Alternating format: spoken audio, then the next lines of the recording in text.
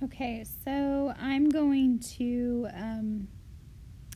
begin this video with the PowerPoint, and then I'm going to move to a couple of things, one being your book, your online book. So if you want to pause and try to get to your electronic version of your book as well, that would probably be good. And we're in chapter 2, and I think this is starting section 2.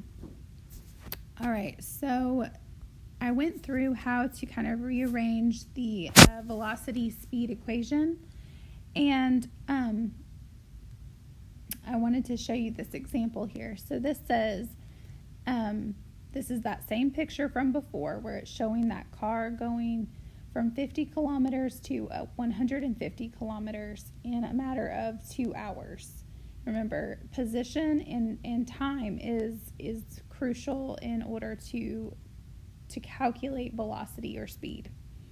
So this is saying to calculate the average speed. So see this line right here?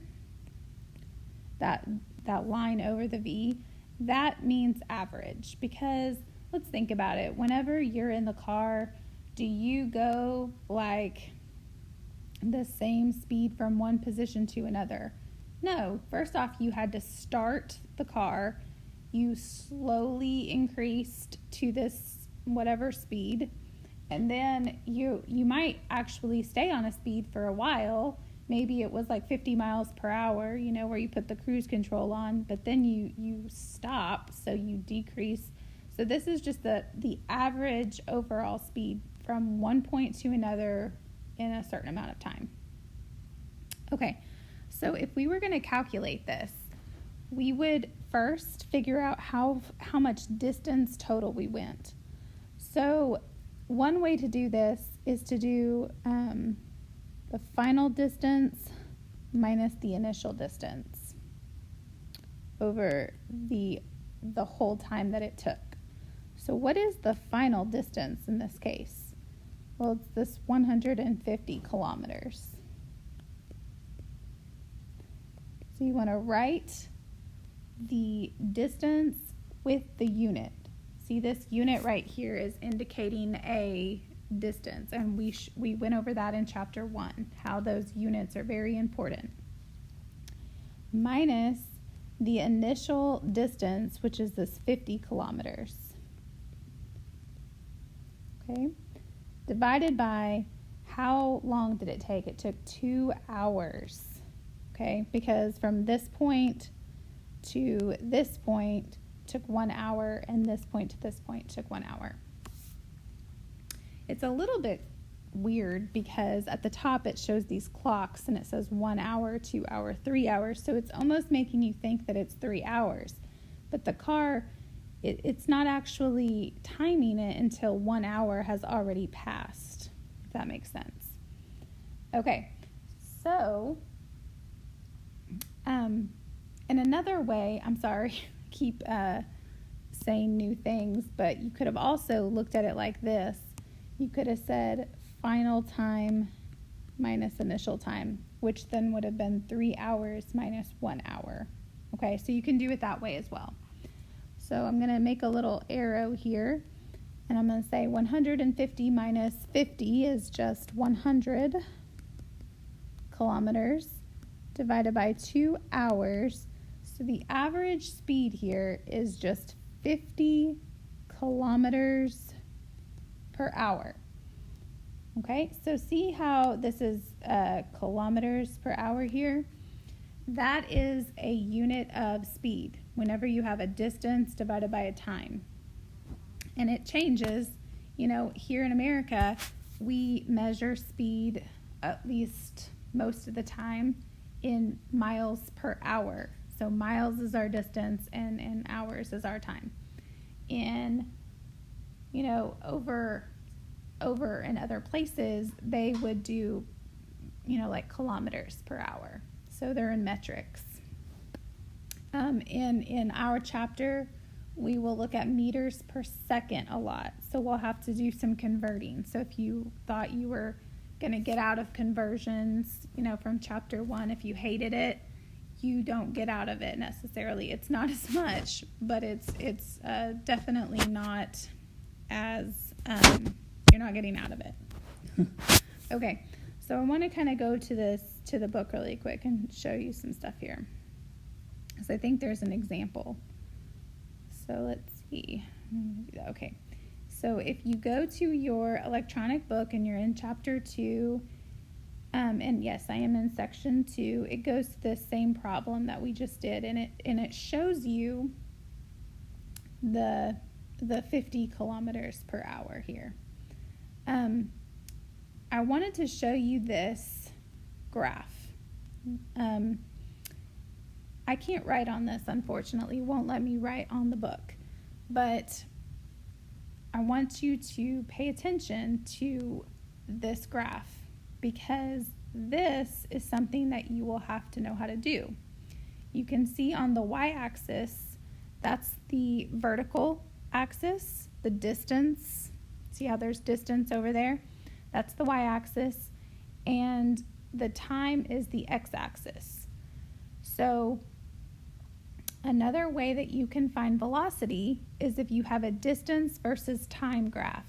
And one way that you can find the velocity or the speed is by finding the slope. So that's probably like a familiar term to you from a math class. And slope is just rise over run. So I'm going to actually pull up something so I can kind of write, and you can at least see what I'm talking about a little bit. I'm going to make like a new, I don't even know what this is doing right now. Let's just make a new note. Okay. So that made your graph pretty small over here, but oh well. All right, so slope is rise over run. So you're going to pick 2 points, and that would be like y2 minus y1 over x2 minus x1. Okay, so let me take this graph for example. They have this. They have 50 and 1. And then they've got this the second dot, which is like at 100 and 2. And then they've got 150 and 3. Okay, so let me just take these 2 points right here. You can pick any 2 points on a straight line. It has to be a straight line. So you've got 150 minus 50 divided by 3 minus 1. So you end up with 100 divided by 2, which is equal to 50. So you see how you got the same exact answer as we did before, but we were finding the slope. Well, the slope is the same equation as speed and velocity. It's just distance over time. Okay, so if I tell you to do the slope, that's what I'm talking about. All right, now I wanted to look at this example 2.1 here. And let me see if I can kind of zoom in a little bit. So this says that the driver of a car is moving at 72 kilometers per hour. And so whenever you're doing a problem, and this is where I would be writing stuff on the side of my PowerPoints, okay? If you don't have those printed out, definitely be writing this down. So you've got example 2.1. Whenever you're reading a problem and you come across a number, you're going to want to write it down. So the first number that I come across is 72 kilometers per hour. And you're going to want to write those units down too, because those are telling you something. And he drops a road map on the floor, and it takes him 3 seconds to locate and pick up the map. How far did he travel during this time? So it's wanting us to find what? It's wanting us to find how far. So far is distance. So it's wanting us to find distance. How much distance did he travel in that amount of time? Okay, so this is kind of like step 1. Write down what you have been given. Step 2 is kind of like figure out what you're solving for. So in this case, we're solving for distance. Step 3 is figure out what equation to use. So the only equation that we've done so far in this chapter is this. Speed is equal to distance divided by time. Now remember that triangle that I told you in the first video? You could use that here because we are not solving for speed, we are solving for distance. So distance is equal to velocity times time. All right, now, can I just plug in 72 and 3? A lot of people would, and a lot of people would get it wrong. What is the problem? Do you see any problem here? It's kind of a hard thing to see at first. You see how speed is kilometers per hour and the 3 seconds? So the problem is that it's giving you 3 seconds and it's giving you hours here. You have to get the time as the same. So this is what we're going to do. We're going to change the kilometers per hour into meters per second. Okay? So stick with me. So you've got 72 kilometers per hour. And we're going to do our tracks just like we did in chapter 1. So for every 1 kilometer, there's 1,000 meters. For every 1 hour, there's 3,600 seconds. So if you take 72 times 1,000, divided by 1 times 1 divided by 3,600, you end up with 20 meters per second. So your kilometers cancel and your hours cancel, and you're left with meters per second. Okay, so did I just solve the whole thing? No, I just converted 72 kilometers per hour to 20 meters per second. Now can I plug into this equation right here? Yes, this is where you can actually go through and you can take your velocity that you just found, which is 20 meters per second, times 3 seconds, which is equal to 60 meters. And that's your answer for example 2.1. Okay, now example 2.2 is the same.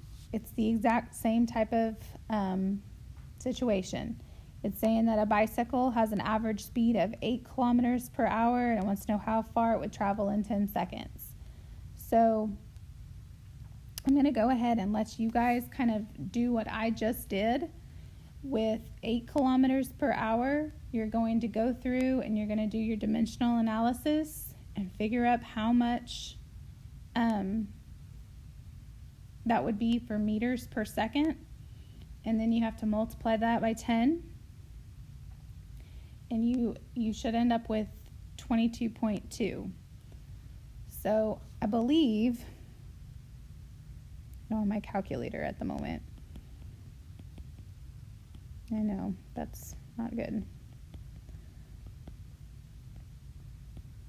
So if you go through and you do this just like we did on the first one, I believe you get 2.22 meters per second. And then you're finding distance, so it's the same equation that we had before.